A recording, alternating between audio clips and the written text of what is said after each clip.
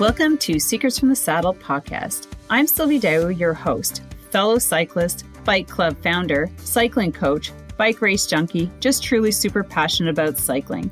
My journey with cycling started 20 years ago when I opened a spin studio, started a women's race team, and founded a women's only cycling club called Cycle Fit Chicks. I'm super thrilled to reveal all aspects that make the world of cycling operate. I'm so excited to be able to bring you interesting people from around the world, pro cyclists, recreational cyclists, coaches, event organizers, bike shop owners, everything and everyone you need to know or ever wondered about when it comes to cycling. I know you'll enjoy this episode.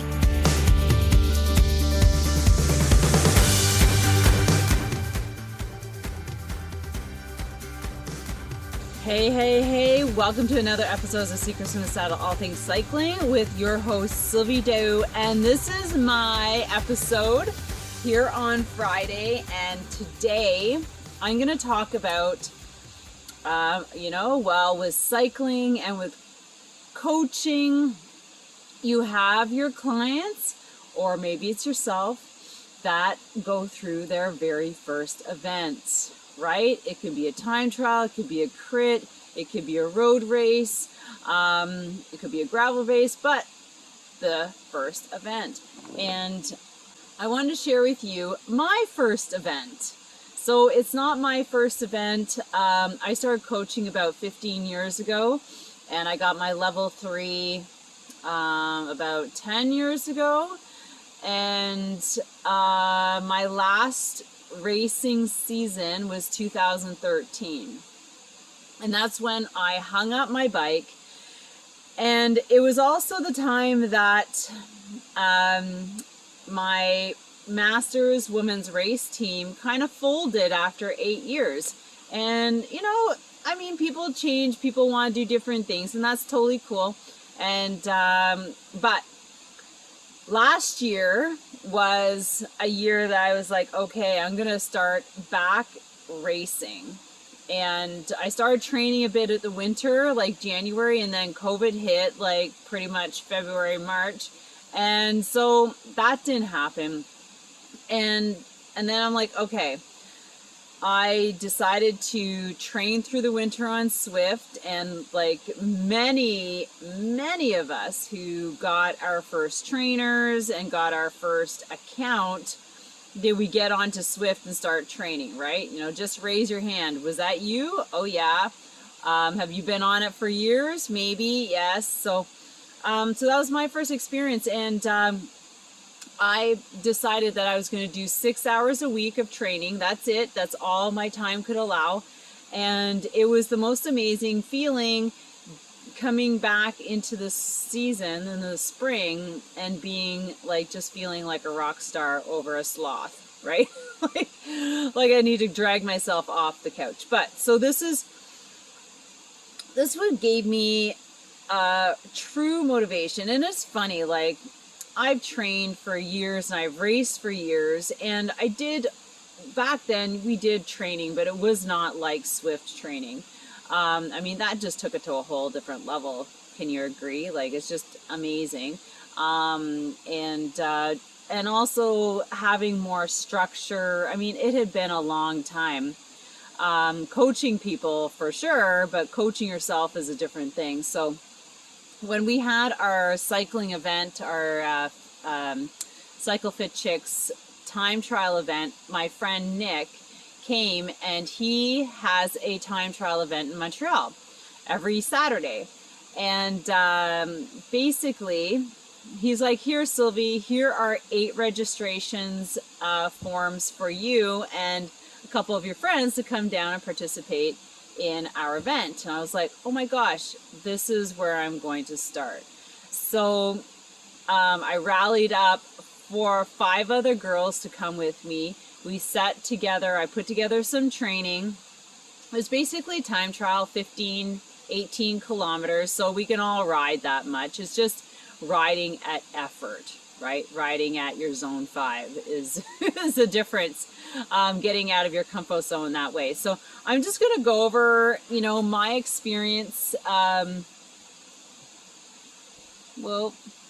And if you're watching this on YouTube, go to the YouTube channel, because I'm just going to put all sorts of pictures in there while I'm talking, because I'm outside right now. It's almost 8 o'clock, and yeah, this lighting isn't so great. And then you could say some pictures of myself and the girls getting on at the event, or like having super much fun. So here's the thing. So getting back, like I said, I had decided that I wanted to make a comeback, not a comeback, but like just get back into it. I wanted to get back into racing, but I was only going to be crits and time trials. I like road racing on the road, not so much. If I can get into gravel, I will. So decided the time, and I decided this event came at a great time. Because like I said, I raced for 8 years. I also had 2 children during that time, and either if I wasn't racing, I was breastfeeding on the sidelines, coaching, and that.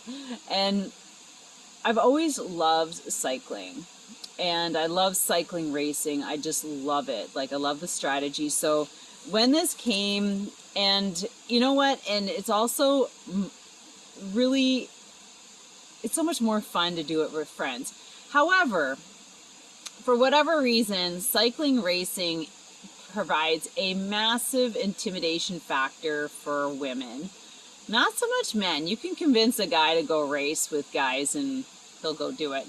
But women, it's a different story. Like, they think, oh my gosh, the stories in your head, in our heads, I don't want to slow people, I don't want to be last, I don't want this, I don't want that, I'm afraid, I'm this. It's just like, but if one of your friends said, hey, let's go do a Tough Mudder together, you probably jump at the fact.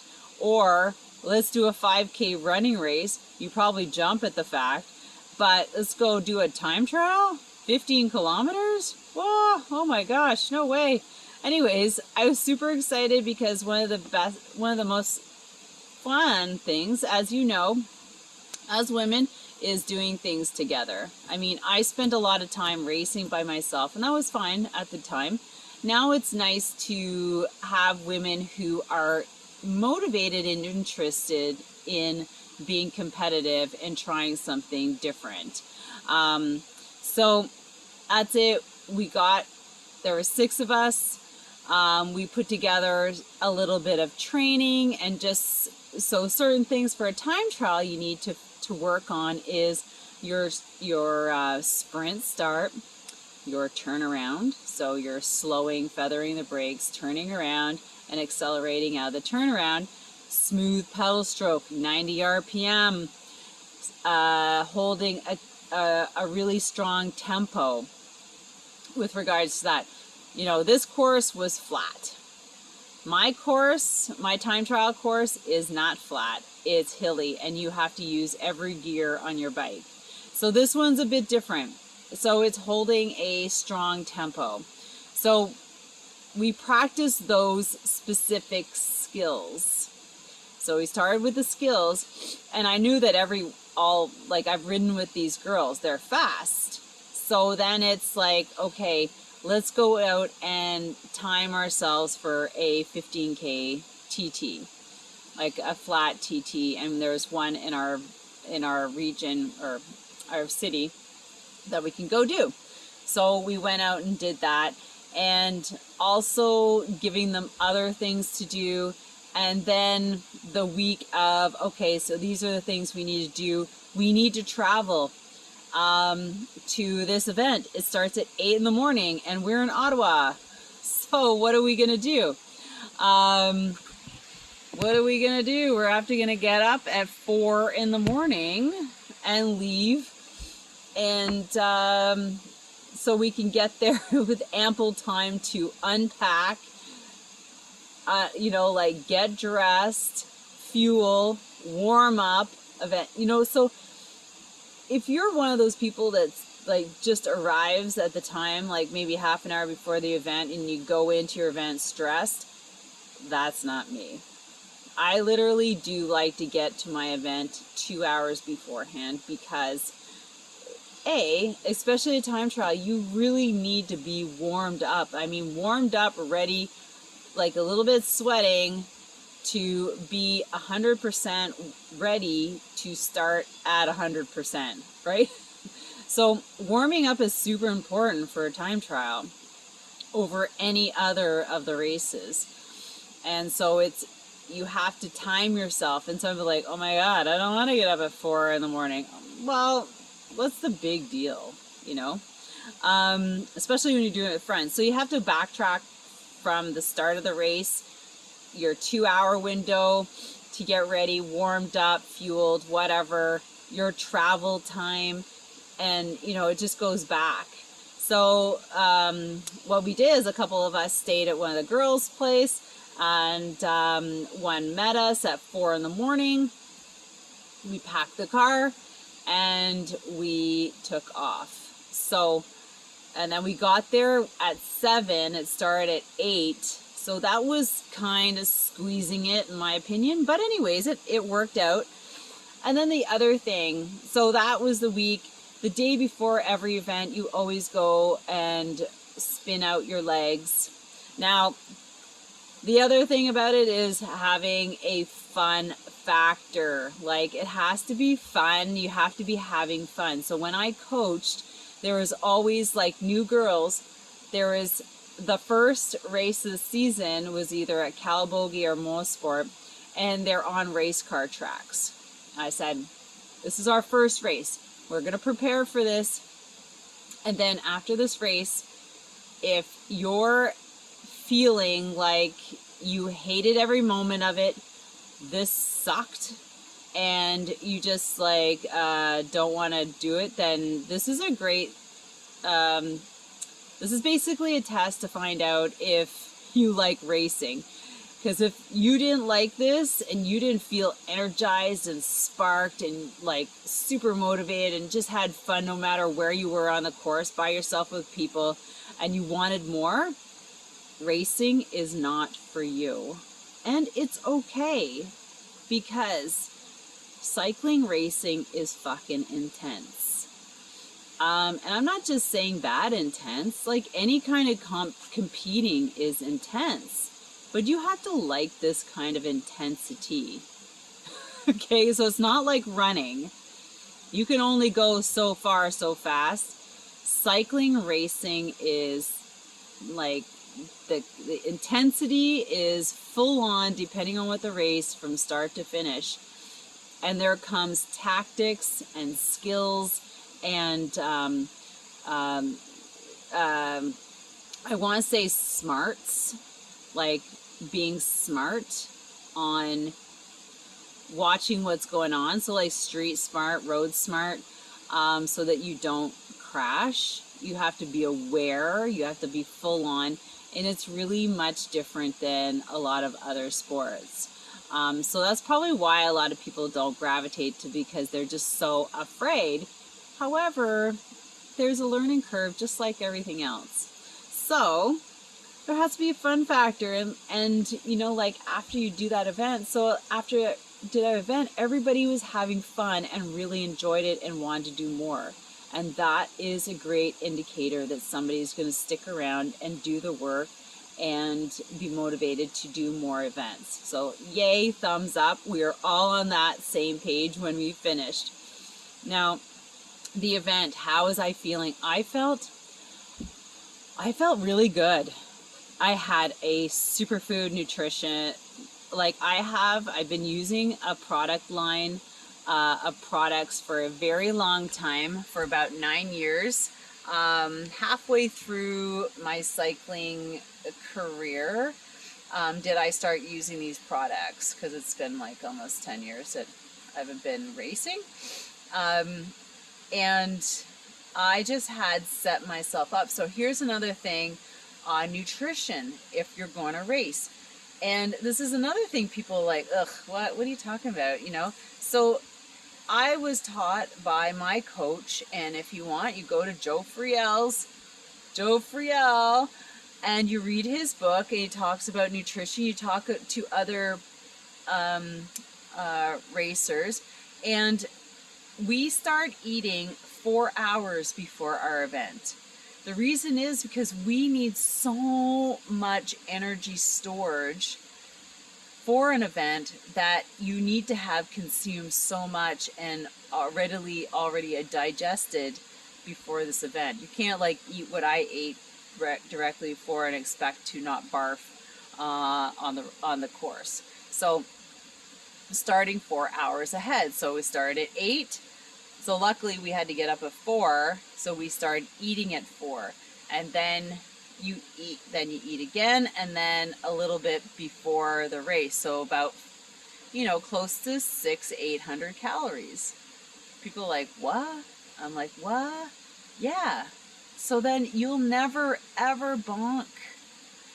Don't say never, but like in road racing, you have to continue feeding the engine, right? Just like feeding a fireplace. If you put a lot of wood on it and don't keep putting wood on it, it's going to peter out, right? And you're not going to have any fire left. And that's the same inside. So I love my products. What I do is I have a super charged breakfast shake, and it's like 600 calories by itself. I don't eat oatmeal anymore. I actually put it into my shake and drink it. And then I had like half a bagel, and then I had a shot of amped nitro, which is super for pre-workout, like energy booster awesomeness. And then I had a gel. So I was like supercharged inside, which was good. My legs felt good. I was in a good tempo. The only thing, and I've got to figure this out, but when I finished, my saddle was moving. So that must have been it, because like I could not get comfortable in my chamois. My crotch hurt like almost from start to finish, and it caused me to be bouncing around a lot and not so much biking in a straight line. So that was my feedback. The course was great. It was flat. Gotta love a flat course. And then, so what I'm going to do, so after that event, I came second out of the 6 of us, and that was awesome. That was good. I had no expectations going in there. We were pretty close. I was 33 minutes for 18K. And so I have a couple things to work on. So my start was good. I'm going to start sprinting earlier for the finish. I have to figure out the chamois thing, figure out the bike saddle, and just work on my fast tempo. So I've asked the other girls to give me their feedback, because I have plans for all of us for training. We're going back in a month. To improve our times. Now, and then after that, it's like, what am I going to do to train for the winter to set myself up for a summer of some cycling events? Not to overload, but to train properly for throughout the winter. Because there is a season, right? At the end of October, we kind of wrap it up here. And I encourage you, if you're a rider, that you take time off. That means like, no 100K rides, like time off, like let your body repair itself and re-energize, because everybody does that. Pros do it, Olympic athletes do it. If you're smart, you'll do it, and then start back in like late December, January with a program and a plan. So what if you were to have a program that incorporated your goals and improving your fitness? Would you be open and motivated to join that throughout the winter season? So I have something so amazing. I've been doing this for years. I'm revamping it so it's just more robust. I'm going to be doing a lot of coaching, and one of the big things is like pedal stroke skill and technique on all levels: speed, hill, pedal stroke, nutrition, setting up a schedule that's realistic, and the times for training. We're going to be on Swift as well, so it's pretty cool. It's going to be a lot of fun. Check out 16weekroadcycling.ca. 16weekroadcycling.ca. Get on my VIP list so that you get the deal that comes out before. I always have an early bird. Check it out. Join us. Don't just sit on Swift all winter. However, it's great. It's going to be part of the program. Get more intentional, and that's what I'm offering you. So take care. Have an amazing evening, and wait for my next week. So I'm going to have more tips for training. Take care.